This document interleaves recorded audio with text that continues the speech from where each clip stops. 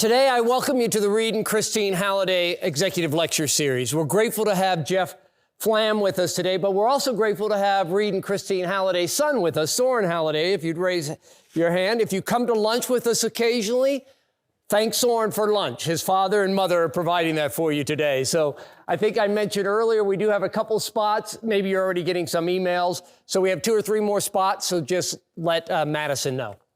Today, we're grateful, again, to have a friend and a colleague here. Jeff Flamm is the CEO and founder of Infinite Mind LC, an online software company. He told me to be brief in the introduction, so I'll just say it's been used by over 1 million people in 1,000 schools. Jeff has also been active in real estate development. I'm not going to talk about all of his projects, just the one I was involved with at Pointe Beach in Kauai, which is a beautiful property. With the best pools on all of Hawaii and great condominium units. He was president and chief executive officer and also a co-founder of HBA, which was acquired by automatic data processing in '96, a long time ago. He currently serves on several boards, the most important being the Utah Valley University School of Business National Advisory Board. We're grateful for his service there. He is married to Nancy, and together they have 5 sons, 1 daughter, and, drum roll, 24 grandchildren. Is that correct still? Welcome Jeff to the stage, please.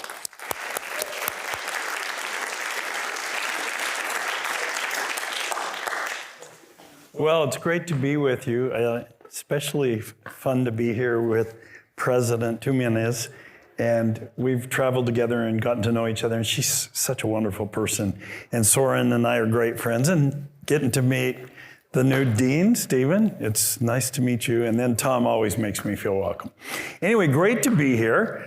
As I start, I want to ask a question. How many of you know what your career path is going to be when you graduate? By show of hands. How many know exactly what they want to do? Good. How many of you want to be an entrepreneur and start your own business? By show of hands, how many? Okay, if you're thinking of that, this is going to be really helpful today. But whether you start your own business or you start with a smaller company that's growing, these principles are going to be key for success. And you'll look, why do CEOs that are very successful in a company, why are they worth so much? They give them all kinds of stock options. Because they know how to take a company and make it successful. And so other companies try to steal away great executives because they know the basic principles for business success. So the reason I did a handout is I want all of you to keep that. So when you start in business, you can go back and reference it, and it'll keep you from making some expensive, vital mistakes that could really hurt you in your business or career. Okay. I'm an entrepreneur, I'm a mentor. I mentor a lot of people. I started a mastermind group because I was mentoring so many people. I didn't have time to take them all to lunch. So I started that, and it's a chance to help a lot of people succeed as they grow their businesses. I graduated from Weber State before any of you were born, but it was great school. It's a lot like UVU. You got to know your professors. It's just a great environment. I loved it. It was great. I was student body president there, an LDSSA president, so very involved in school. And then when I graduated, I became a financial planner, wealth manager with my father's company. And I'm going to talk about that today, how I learned the business and then transitioned into a company I built that was related to that. So I started Health Benefits America with a buddy in 1985. We sold it 11 years later to ADP, the payroll company. So it's now called ADP Benefit Services, what we sold. It used to be Health Benefits America. And then I have an education, an EdTech company, and it's got an online app. And at the end of your presentation, you'll see where you can get it free in the App Store. It will teach you in 60 days, doing it 7 minutes a day. You'll be reading 2 or 3 times faster with 60% better comprehension. So it makes going to school much, much easier. It's now free. By the way, we sold 970,000 of those Infinite Mind CD-ROM kits back from 2001 to 2008 for $300 each. So people paid a lot of money for this, and now it's free in the App Store. But great thing to help you in school. Built RiverPark Business Park with 2 partners. It's down at 106 South along the Jordan River. So it's close to Lifetime Fitness for people who know about that. And then I'm on the advisory board here. And I also was the major partner in a sports restaurant, sports grill, sports bar, whatever. Here I was when we opened it. The liquor license was under my name and I was a bishop. And I thought, well, the church must not do background checks. Anyway, so I've done a lot of things. So today, and when we do some Q&As, I could probably answer a lot of questions you have about different businesses because I've done a lot. And then invested in a resort. Well, actually, it was some high-end residential condos in Kauai. And then 2008 came along and all the buyers were backing out, so we made it a hotel. In the last 3 years, it's been voted by the Reader's Choice Awards at USA Today. It's been named the #1 resort pool in America 3 years in a row now. And so if you're ever going to Kauai, that's where you want to go. And then we're in the process of building Innovation Business Park down in LEHI, right across from Traverse Mountain, where we work and some of the other companies are. And the 4th building's going up right now.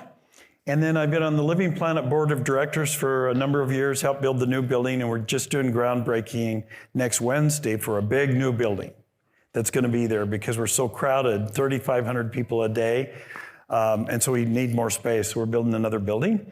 And then I've been on Hill Center Theater Board of Directors for years. Now today what we're going to do is talk about, as I mentioned, the principles of success. What do you need to do to succeed when you're building a business?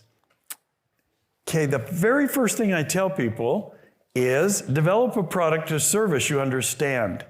And the reason I do that is I have so many people come to me and say, I've got this great idea, I'm going to change the world. And I start asking them questions, and they just have this idea, but they don't know anything about the business. Who the competitors are, they just don't know anything, but they think they've got this great idea. If you don't know the business you're in, it's too expensive, the learning curve, to learn through mistakes, through trial and error. You will not last in business. So I always tell people, the best thing, if you find an industry you like, when you graduate, you go to work for the best company in that business you can find, learn everything you can for 2 or 3 years while they're paying you, and then break off and start your own. Something that you look at that you can do better than they are doing. And with new technology always emerging, there's new technology you can take and marry with whatever they're doing to make it better, faster, cheaper, and start your own company. And it's amazing what companies can be worth if you learn how to market them and get the masses on using your product. Second principle is create and share your vision with others.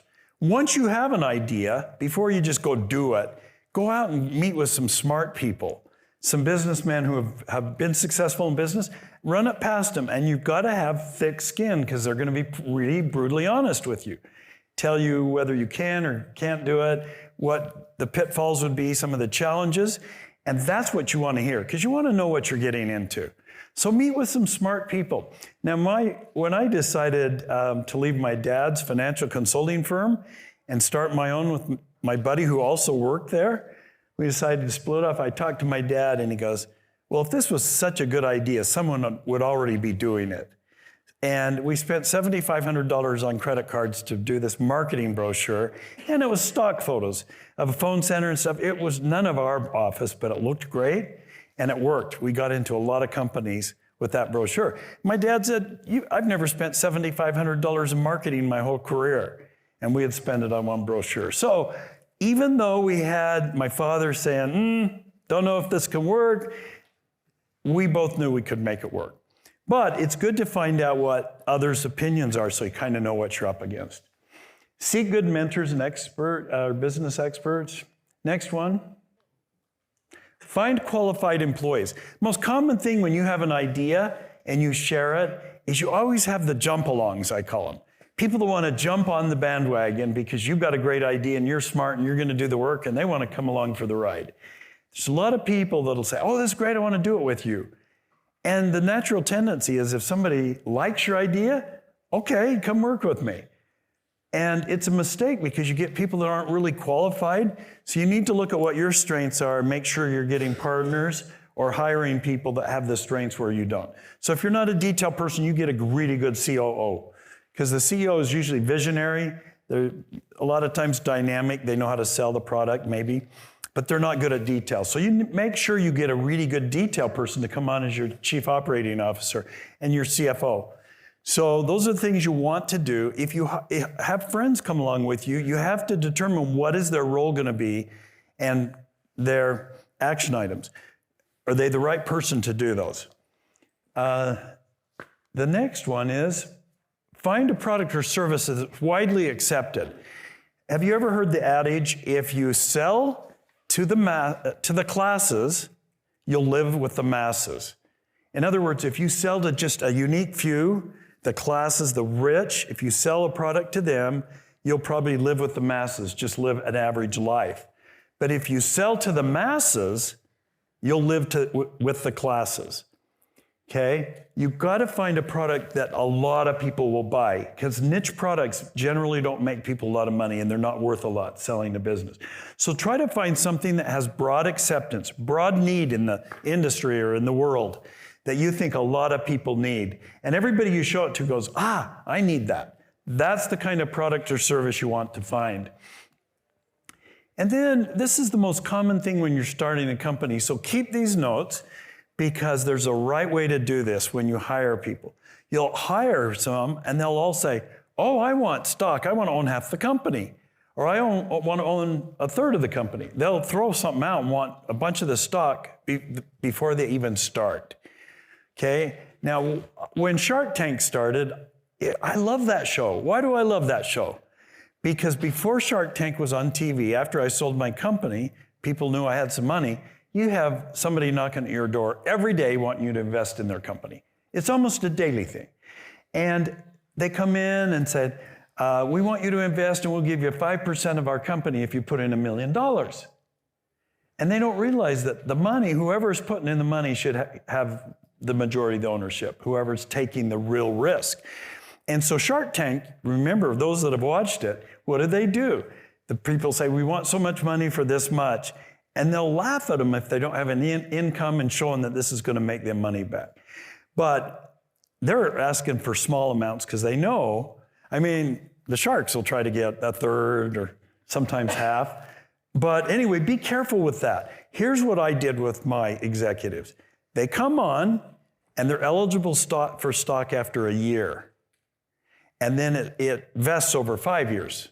So we decide how much they're going to get each year and we give them stock options. So it locks in what the value of the company is today, and they can buy the stock in 3, 4, 5 years, or if they leave the company, they can buy it at that price that was set. So if the company's done well, they've got bank when they exercise their options. So you want to make sure people earn them through performance, and you clearly write down what the goals they have to hit to get that. And you want them to be dollar goals that you can measure. We've got to get this much in revenue or this much in profit by this date. Those kind of things, because then it's really easy to know whether people earned the stock or not. Did they make a difference? So don't just give your best friends some stock. Come do this with me.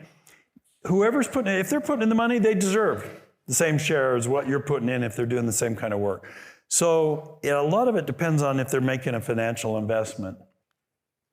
And then here's the most important thing, I think, when you're starting a company is get the right legal counsel. Most people use a brother-in-law, somebody that goes to church with them, somebody they've met that's an attorney. And they go to them and say, can you set me up? I want to start a company. And they set them up, and they're pulling it off the internet or somewhere, because if they're not an expert at doing what you need done, you're going to get pretty off-the-shelf stuff. So here's what I learned in business. We found a firm we really liked that we felt like they were always fair in what they charged us. And so we used them regularly.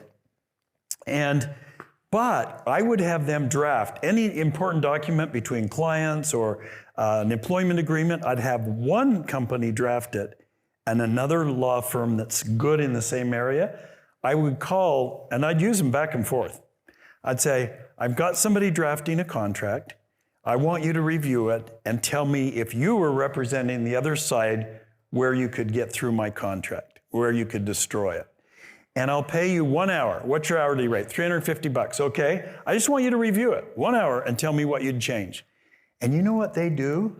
They want to show they're smarter than your attorney, so they get your future business. They will find everything wrong with that contract or what they'd improve. For $350, I just got a great contract, okay? So have someone write it and have a second company review it. Second opinion. It's like if you're told you have to have open heart surgery, it might be good to get a second opinion on something serious, right?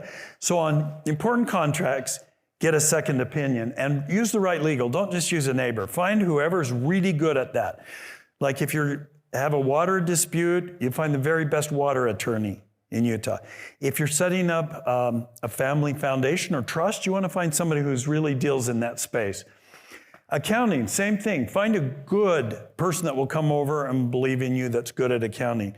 When you're starting out, there's a lot of companies that have shared executives. It's called like CFO. You'll see CFO now or shared CFO, where because you can't really afford a $200,000 or $300,000 really good CFO when you're starting, so you kind of rent one. And he maybe gives you a day a week. So it's going to maybe cost you $50,000 a year instead of $200,000 or $300,000. So you want to do that until you've got enough money coming in that you can really go out and choose your people. And sometimes those people end up coming over with you that have worked with you. Get a great advisory board. This is one of the best things, and I'm going to tell you in a few minutes the whole story of how we took Health Benefits America really in just 10 years from 2 of us to 1,400 employees doing $50 million a year in commissions. And it went from 2 of us, and we were managing the benefits for 23 million people in the US in just 10 years. So I'm going to tell you that story, and you're going to then relate to these things I'm talking about even more. So we had an advisory board, and you want to find qualified ones. So we actually had Dean Skousen, who was Dean of the School of Business at BYU at the time.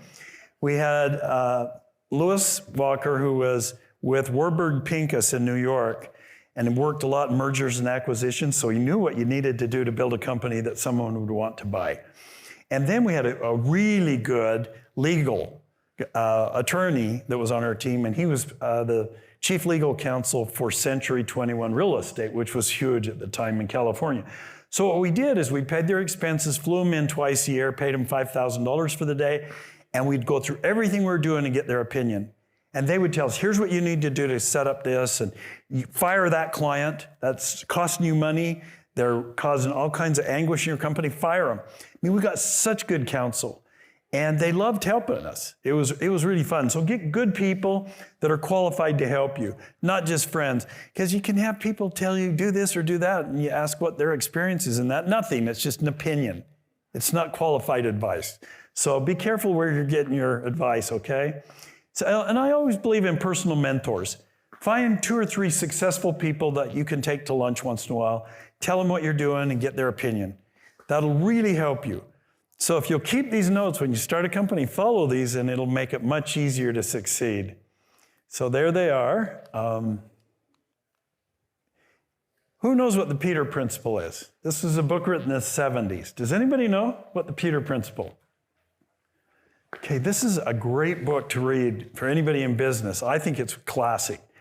Talks about the Peter Principle is we promote people in a company until they hit their level of incompetency, and then we fire them. Very common in growing startup companies. Hire somebody, they're working out in the warehouse, they do a good job, you have a position available over in sales, they go, I can do it. So you put them in sales and they fail miserably, and so now the other position's filled, so you don't have a place for them, so they're gone. So here's what we learned at Health Benefits America. Everybody, because they're friends with you, they're working with you every day, they are offended if you don't promote them to something you're posting. So we came up with a corporate rule, a corporate initiative, I don't know what we could call it, but we followed it, and this is what it was. Any new position gets posted outside the company, inside the company, and we interview both. When somebody inside the company comes in for that position and we interview them, we know really what we're getting. We have a really good idea what you're getting with the person. The other person from the outside, you don't really know. So they've got to really sell themselves that they're better than your in-house person. So, but what it allows you to do is get really great people. So you make sure you're getting the right one. How many of you, if you went and test drove any car in a car lot, and the salesman's with you and he says, well, do you like the ride? Yeah, I like the ride. Well, how's this? And everything he asks you, it's great. You know, is it comfortable? Yeah. Is it roomy enough? Yeah. And he could sell you on buying that first car. What's the chance, really, if you went and looked at 10 and test drove 10 different types of cars in the valley, what's the chance that you'd go back to that first one? Probably 1 in 5, maybe, or 1 in 10. But it wouldn't be 100% chance you're going to go back to the first one. So that's why when you're interviewing people, have whatever department is, come up with the top 3 candidates. And then you as the owners interview the first 3, the top 3. Now, and then we'd choose who we hire. So they could screen them and get the top candidates we chose. And here's what's really interesting, guys. So when you're applying for jobs after you get out of here, here's the thing you want to know. Learn everything you can about that company before you go to that interview. Do you know how many people I've had come interview for a high position? They've been screened, they come in, they go, well, tell me what your company does. I am like, are you freaking kidding me? They're out the door right at that statement. Because if they don't take the time to research to get in a key job, that says to me, they're not going to do any amount of work on anything they're supposed to do. They're going to be laggards. So before you go get a job, learn everything about that company. Now, when I would have someone in, we'd look down through the notes of what our people had written about them, look down at what their qualifications were in about 3 minutes. And you know what? Once they walked in the door, I knew 2 or 3 questions I wanted to ask them. And I asked him, and I never referenced that resume again. I'm looking for here. How did I feel about the person? Do I feel like we could work together? Do I feel like they're ethical? What's my internal radar telling me? Because with some people, and I'll tell you this in an interview, if you've got a 15-minute interview and you see the guy going like this, 5 or 10 minutes into your interview, not good. That is not a good sign. Okay? A good interview is when it goes for a half hour and they never look at their watch. They're so engaged with you. If you can get them engaged with you and they can feel who you really are, you're going to have a much greater chance of getting that position. So be interesting, ask smart questions, or tell them, here's some things I'd love to look at with your company and see if I can help you. Take the expertise you've learned and say, here's what I've got, and sell yourself. Every day we're having to sell ourselves in some way. And when you're doing an interview, you're there to sell yourself. So tell them what you can do to make their company better. So avoid the Peter principle, which is don't promote people until you've interviewed internally and externally. Okay, post all positions, search inside and outside, and make changes when they need to be made. Now, this is an interesting story quickly. I went through school at Weber State because I was a student body officer every year. And so I went through school on the Marriott Corporation Leadership Scholarship. And it was great. They paid my schooling for the 4 years I was at Weber State. So later, after we built this successful company, Marriott was one of the first clients we picked up. So 3 years later, I called Bill Marriott, the president of Marriott Corporation. He said, Mr. Marriott, I'm Jeff Flamm from Utah. I went through Weber State University on a Marriott Leadership Scholarship. And I'm in town this week. I wondered if there's some time I could come by and thank you. He said, yes. How about noon on Thursday? I said, great. My partner and I went in at noon on Thursday, and we had a half hour to meet with him. At 5:30, we finished. He canceled all his meetings that day, had lunch brought in, and spent the whole afternoon with us and coached us. Why? Why would he do that? He said, here's why he did it. I'm the only person in the thousands of scholarships they've given that's ever come back personally to thank him. The only one. And that meant so much to him that he carved out a half day to spend with Ron and I coaching us on how to grow our business. And he said, come around the desk and look at this. And under the desk, he had this paper and it says the 10 things for you to follow to succeed in business. It was written by J.W. Marriott, Willard Marriott, his father.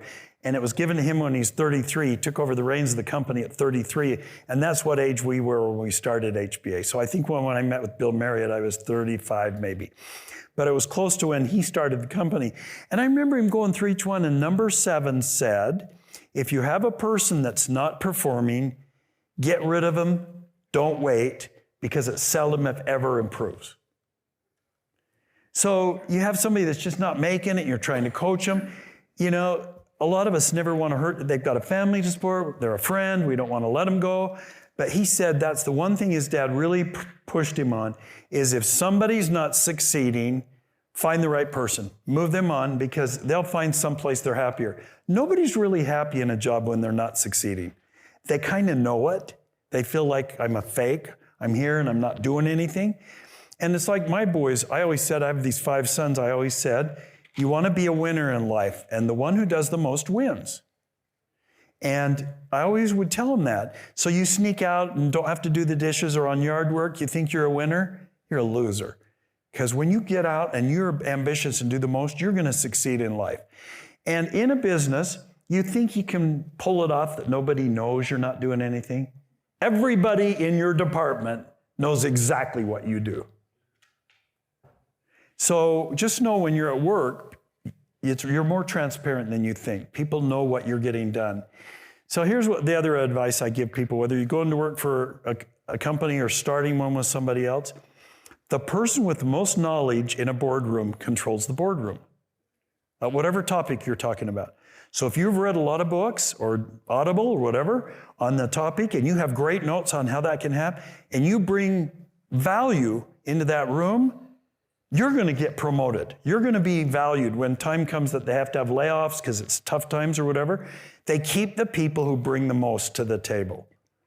So always be the one that brings something to the table.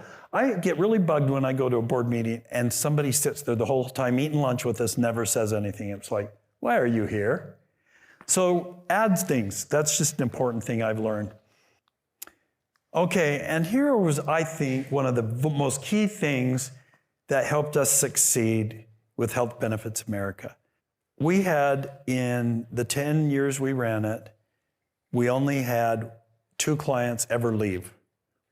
Well, 3 actually. 2 of them we fired and 1 left.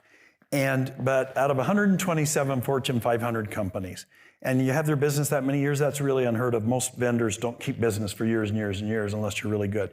But here was the secret. Ron and I talked to the senior VP of benefits, the top guy at American Express or Citibank or Walmart. We talked to them every quarter. When we signed the contract, we said, one thing we require is a 20-minute call every quarter with you or meet in person. We meet in person twice a year. Twice a year we do call. We want to go over everything and how we're doing and get your pulse. Because if there's anything you're not happy with, we want to fix it before it's a real problem. Well, because we met with them, either personally or talked to them every quarter, our clients named us their top vendor of choice.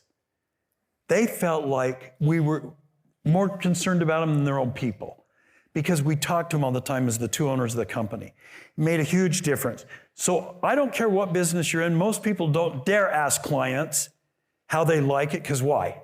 Why don't they ask them? They don't want to hear bad news. They don't want to hear it. So they just don't ask. But that's the biggest mistake you can make. Because remember, if you don't service your customers, someone else will. But this is probably one of the most common things I see in startup businesses. They try to get outside investment and they got all this money and they blow through it like willy-nilly.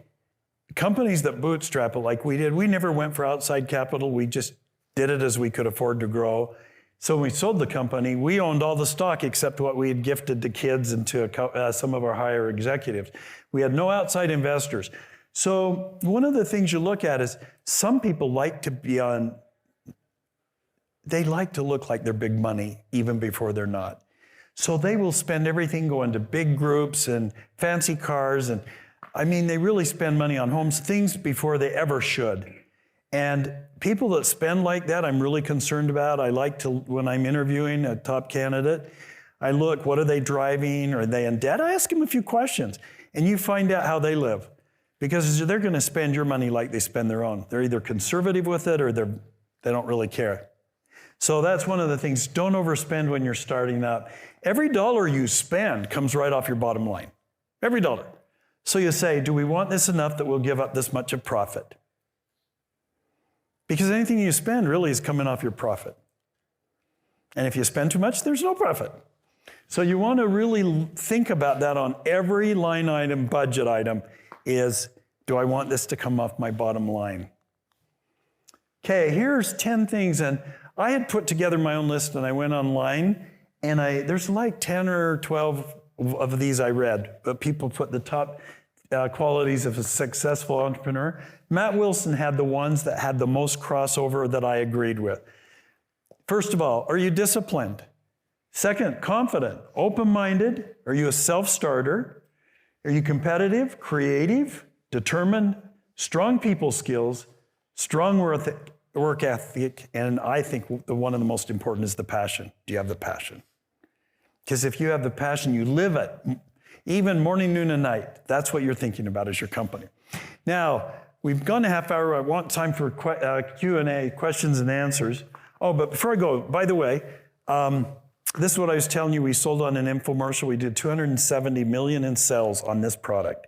It's now free in the App Store. You go in, you do it on your cell phone. It doesn't work on laptops yet. It's just a cell phone app. But it will teach you to read much, much faster with higher comprehension because it activates both sides of the brain, alternates between a left brain activity, which is reading, and then a right brain activity, which is imaging.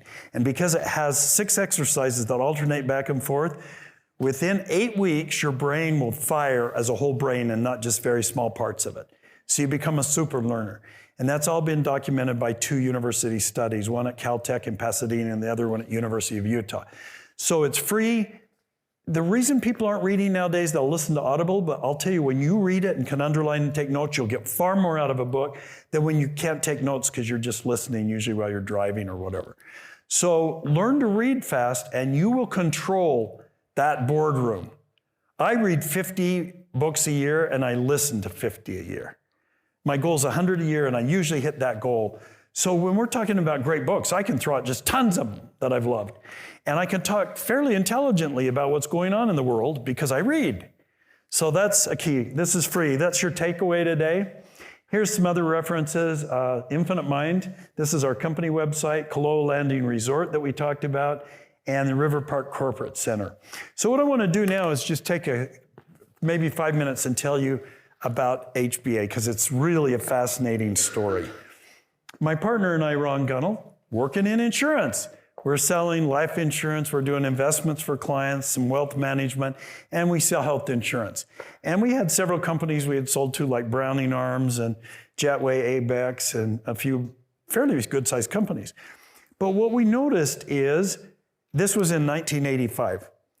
Just a few years before that, in 1977, the federal government passed the law called the HMO Act, because healthcare costs were just going like that. And nobody's managing it. You could go to any doctor you wanted, and Cigna or Aetna or one of the big insurance companies would just pay the claim. They never refuted them. They just came, they paid them. And nobody was watching how many doctors you're going to, how many different prescriptions you're on. And so healthcare costs were just like this.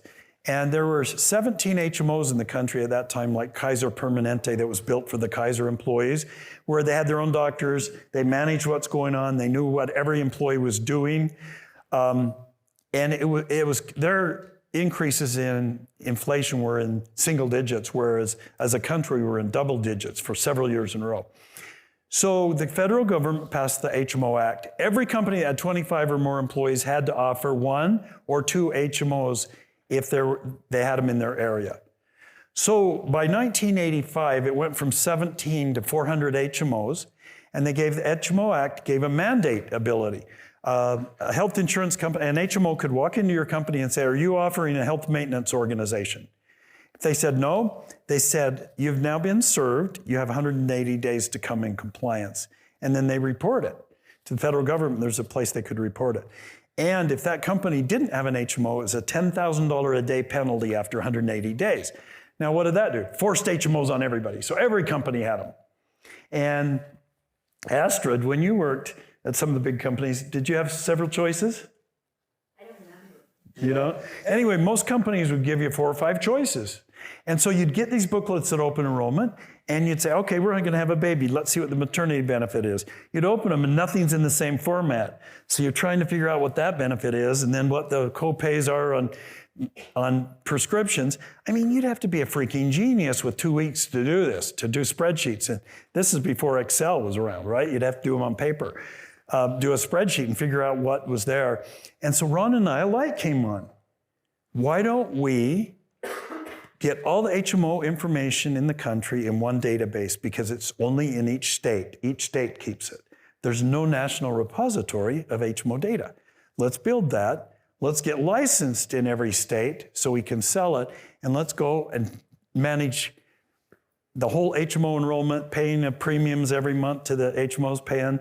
Let's manage that for them and get paid commissions. So it's an easy sell. It doesn't cost them anything, and we take all that monkey off their back. We didn't know just how good we had it when we built it. And this is when my dad said, oh, if it was so good, somebody would be doing it. Well, we went forward and did it. Took us 2 years to go to every state, collect all the information. They'd charge you $1 a page to copy it. Then we'd bring it back and data key it in. I mean, this was a huge project to do hundreds of pages of HMO data on 400 HMOs into a database.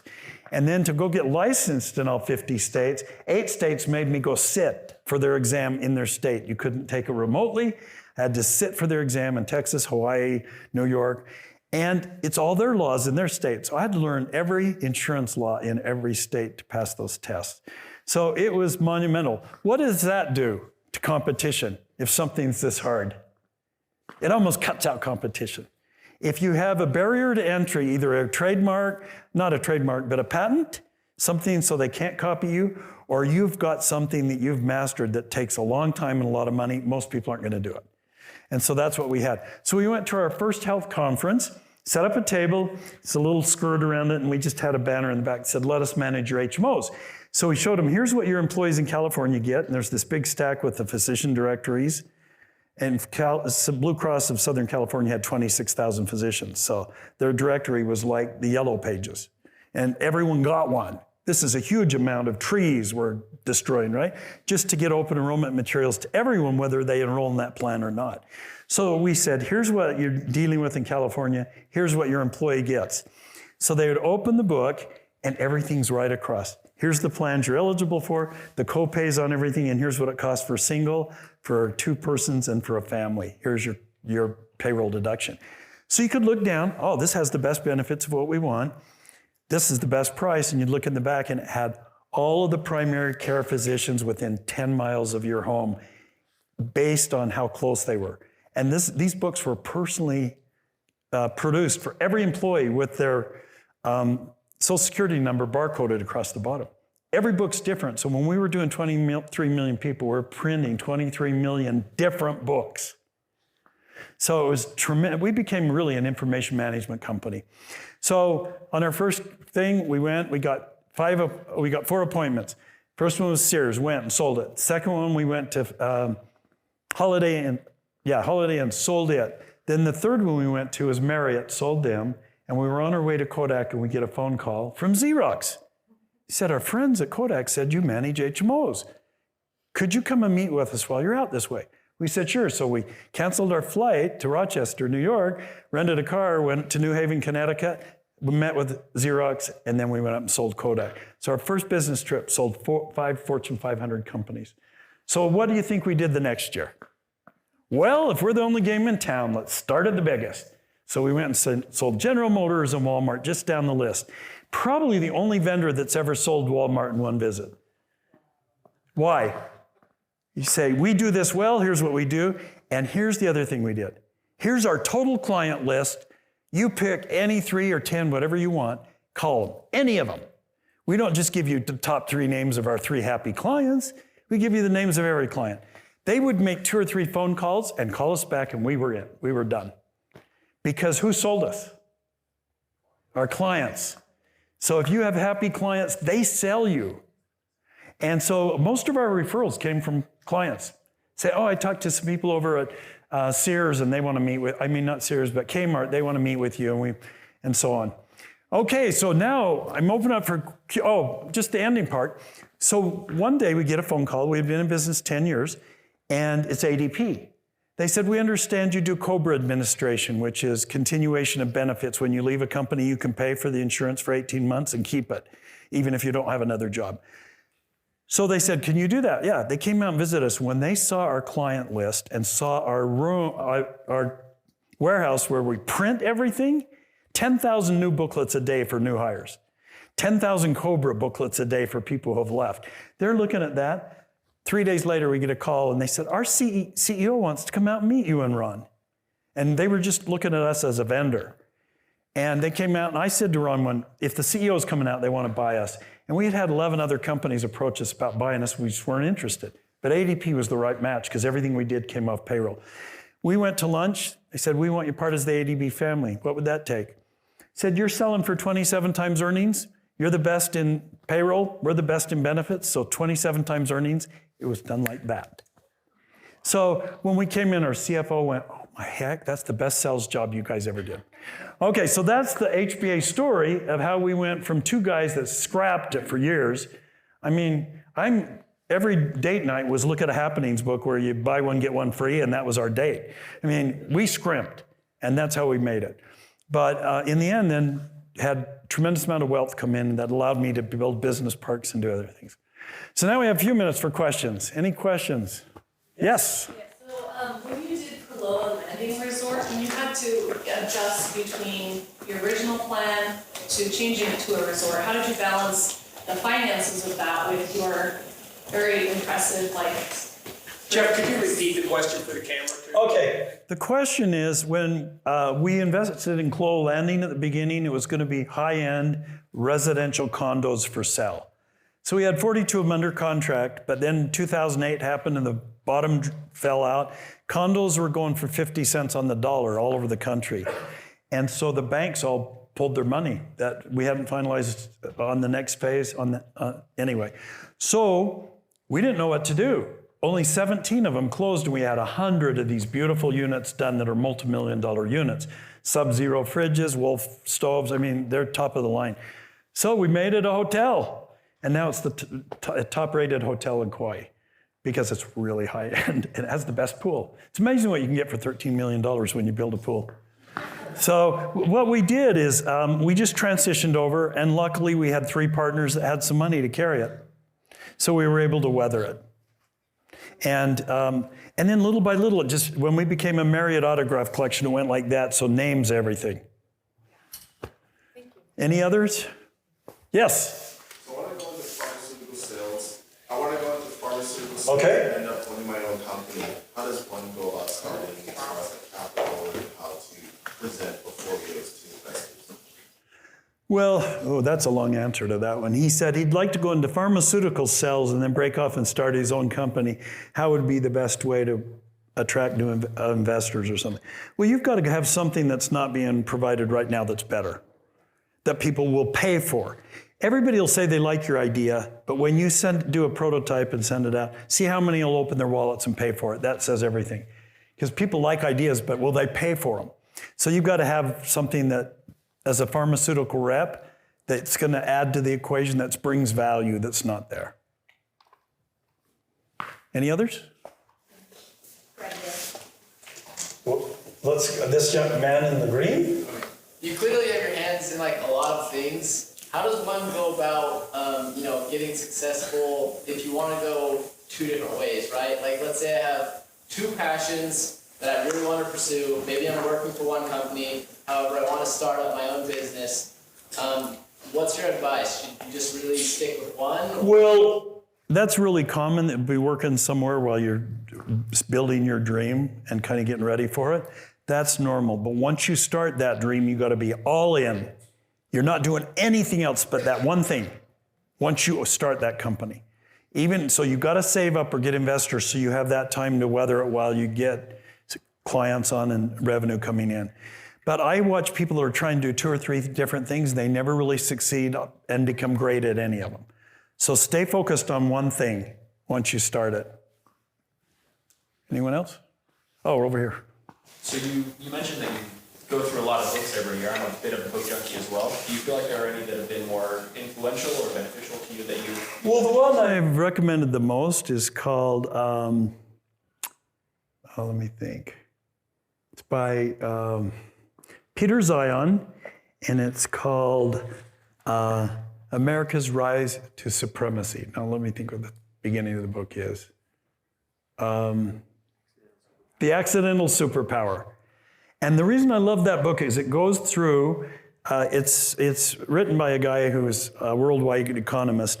And he's looked at every country and done research, and he tells you in the next 20 years what's going to happen with every country financially, which ones are going to go bankrupt, which ones are going to grow. And America becomes by far the strongest in the next 20 years. And when you read it, you understand why and where you'd want to do business. So it's really good because it kind of tells you the future, where things are going. Like it talks about in that book, people will not have single home ownership in the future much. And he has a sequel to the book called The Beginning of the World, or The End of the World is Just the Beginning. That just came out 2 months ago. And he kind of recaps his first book, but then he goes into where things are changing. And he says the end of the world is just the beginning. 2020 was the best year in human history as far as all data. Number of people dying in war, number of people dying of sickness, number of people in true poverty. It was the lowest in so many areas in history. And people had the most spending ability in 2020. And he said, then it changed. The pandemic kind of started it. But it's the baby boomer bubble has affected the whole world. There's not enough workers in any country unless they're bringing them in. So China's in trouble. We're in trouble with not enough workers. He goes into it. So he just says home ownership's going to get so expensive that in the future people live in apartments or rentals. There won't be a lot of home ownership.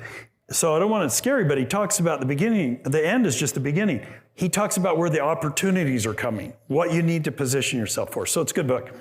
I think that's time, isn't it? I'll take the prerogative as president. Okay. What would you tell you, given these principles, and we're not necessarily a profit-making business, we want to be a small enterprise, what's your advice in how to run a university with the principles of success? And some of those can apply, but based on your own observations. My own observation, and I've sat on 2 other university boards, you guys have it down. At least Amy Reese Anderson, bringing in the right advisory group. That's how you found the donation for this building, as the namer, Scott Keller, is getting those right people. And you've got smart people in that group. So when we have inner dialogue and people throw out things, they throw out great ideas. So I think it's good because you're getting all that from different industries around you, from successful people telling you what their perception is. Because your own perception, you're so close to in the forest, you don't see the trees, right? So I think what you're doing is perfect, actually. She's selling to the masses, isn't she? She is. I'm selling to the masses. Our product is... Yeah, the We product's sell to the great. masses, we live with the classes. Yeah, that's right. Look, he was listening. I listened to Jeff. Thank you for coming.